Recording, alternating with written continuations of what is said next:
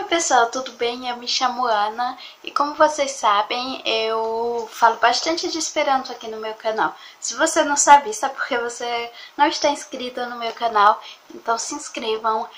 Se quiser me seguir no Instagram, no Twitter, vou deixar aqui o meu nickname. Hoje eu vim aqui falar não só de Esperanto, mas como também de alguém muito importante para o Esperanto, que foi o Zamenhof, que, para quem não sabe, é o criador da língua. Ou seja, eu acho que é a pessoa mais importante para o Esperanto. E o que eu queria falar dele é falar um pouquinho da história dele para vocês entenderem por que ele criou a língua, porque o Esperanto é como é. O motivo de eu também estar fazendo esse vídeo é porque foi lançado um livro para comemorar, não para comemorar, mas um livro que é a biografia do Zamenhof em Esperanto. E outro motivo é porque em breve, ou já passou talvez, quem sabe, vai ser 15 de dezembro, e é o aniversário do Zamenhof, ou seja, uma data importante para o movimento esperantista. Ele faria 159 anos se ele estivesse vivo hoje. Então, o Zamenhof, ele nasceu numa cidade chamada Białystok. Essa cidade já pertenceu a vários países. Ela pertenceu à Polônia, à Lituânia, à Rússia. E na época que o Zamenhof nasceu, era uma cidade que fazia parte da Rússia. Ou seja, na cidade dele se falava russo, polaco, lituano. E além disso, ele era judeu. E a língua que os judeus falavam naquela época, os judeus nos guetos da Polônia, da Alemanha, era o Yiddish. Então, o Zamenhof, quando ele era criança, ele já via uma grande diversidade linguística. Quando ele viu episódios de violência porque uma pessoa não falava russo, então a polícia da Rússia foi muito hostil com pessoas que não falavam russo. E ele achava que para existir uma língua que funcionasse para todo mundo, tinha que ser uma língua que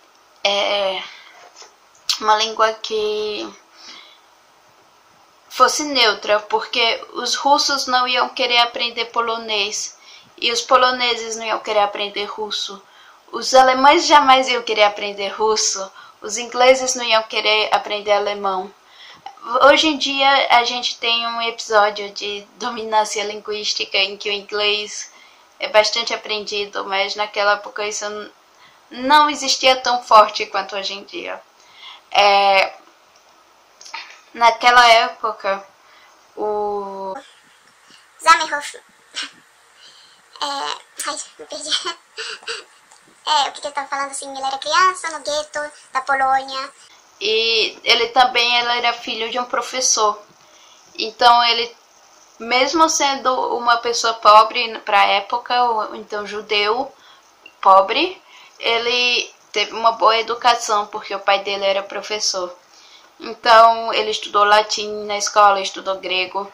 E uma das ideias dele era que talvez o latim ou o grego antigo ou alguma outra língua morta pudesse servir como língua neutra, já que ninguém fala ela como língua nativa e ela não é mais língua de nenhum povo. Mas o latim, pelo que o Zamenhof estudou, era muito difícil de aprender. E realmente é uma língua bem difícil de aprender. Quem já estudou na universidade ou no colégio, não sei onde você estudou, já sabe que é uma língua bem difícil. Eu sei porque meu pai é professor de latim também, e eu já estudei um pouquinho. Mas por isso o Zamenhof resolveu que a solução seria criar uma língua que fosse fácil de aprender, uma língua que desse para quem trabalha ou para quem estuda aprender sem ter que se dedicar a vida para isso. Aí ele resolveu criar a primeira língua dele. Com 17 anos ele tinha o primeiro protótipo da língua dele pronta, mas o pai dele, vendo aquilo, achou que aquilo era loucura, que aquilo não ia para lugar nenhum e que ele corria risco, e falou para ele desistir daquele projeto e estudar medicina. E foi isso que ele fez. Ele deixou os cadernos dele com o pai em Varsóvia, que ele nasceu em Białystok, mas quando ele era criança ele foi morar em Varsóvia e foi para Moscou estudar medicina. E Zamenhof, depois de alguns anos, se formou oculista. Mas a paixão dele sempre foi idiomas, sempre foi línguas. E ele nunca desistiu da ideia dele de ter uma língua neutra, artificial, nunca desistiu do ideal dele. Então, quando ele se casou, ele voltou a trabalhar esse projeto e com o dinheiro que ele ganhou do sogro dele no dote, naquela época tinha um dote, ele usou metade do dinheiro do sogro para publicar o primeiro livro de Esperanto, chamado Nua Libro. Naquela época a língua não se chamava Esperanto, se chamava língua universal. Mas ele publicou sob o pseudônimo de Doutor Esperanto, que em Esperanto significa aquele que espera.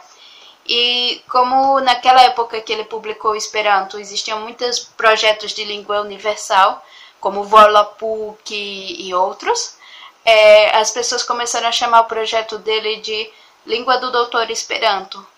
Uma coisa que eu acho que fez Esperanto funcionar acima de outros projetos como Volapük foi porque o Zamenhof, ele no primeiro livro ele já disse que ele não era a maior autoridade sobre Esperanto. Ele disse que ele não tinha nenhum direito sobre o Esperanto maior do que outros falantes da língua. Ele não era uma autoridade e ele deu todos os direitos da língua dele para a comunidade. Ele fez a coisa tipo Creative Commons, um open source da época dele. Ou seja, ele não teve ele abdicou de todos os direitos do autor, todos os direitos de criação da língua dele. Nos anos que se seguiram, Zamenhof ele trabalhou muito para a divulgação do Esperanto. Ele traduziu textos, ele traduziu a Bíblia para o Esperanto. E, além disso, em paralelo, ele também trabalhava sobre o ideal dele de paz no mundo, porque ele acreditava que o Esperanto existia para unir as nações, para que uma pessoa não fosse subjugada a partir da sua língua ou da sua origem étnica. Por isso que ele criou o Esperanto. E ele foi escrevendo, ele era filósofo nas horas vagas, mas é claro que ele tinha que se dividir entre ser médico, filósofo e esperantista. Então, enfim, ele passou a vida toda dele sendo voluntário para a causa. Ele, como se diz, ele publicou revistas, fez traduções, participou de eventos e foi muito importante para o começo da história do Esperanto. Ele morreu com os seus 60 anos, foi com seus 70 anos por aí.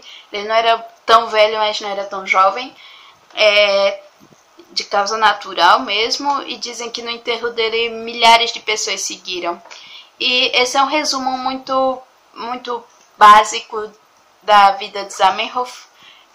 Se você tiver mais interesse, como eu disse, leia esse livro. Tem bastante informação nele. Eu vou deixar linkado na descrição onde você pode comprar. E é isso. Deixa eu ver se eu tenho mais alguma coisa para falar. Assim, um breve relato da vida dos filhos dele. Zamenhof teve 3 filhos.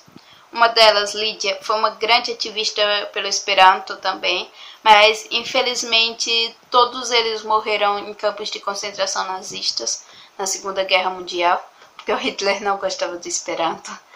E hoje existe somente um descendente vivo do Zamenhof, ou um neto do Zamenhof, que está vivo. É basicamente isso. Obrigada. Até mais.